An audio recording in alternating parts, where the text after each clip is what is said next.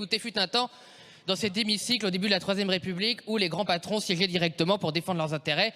Ça avait le mérite de la transparence, ça avait la métier des pratiques, maintenant ils sont ministres. Alors, moi je voulais savoir, on a eu un numéro vraiment indécent entre le lobbying, et la défense de la Macronie. Sincèrement, remarque, c'est peut-être la même chose. Mais ce qui m'inquiète beaucoup, monsieur le maire, c'est que j'ai l'impression que je ne sais pas si vous savez si ce que Total vous a dit est vrai ou si ce que Total vous a dit est faux. Si vous dites que Total a fait 7 milliards de pertes en 2020, je vous informe, monsieur le maire, que ces pertes sont uniquement dues à des dépréciations d'actifs. Hors dépréciation d'actifs, Total, même en 2020, même quand le pétrole avait réussi à être négatif sur les cours internationaux, avait réussi à faire 4 milliards d'euros de bénéfices sur ses profits tant il pompe les Français depuis tant d'années. Vous nous parlez des marges du raffinage. Monsieur le ministre de l'économie, vous êtes en charge de la production d'énergie en France.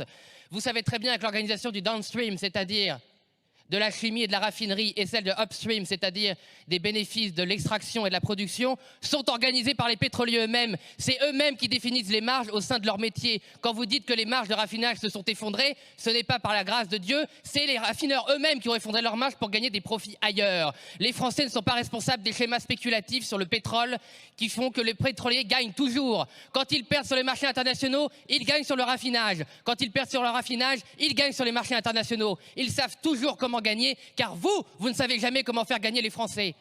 Ce faisant,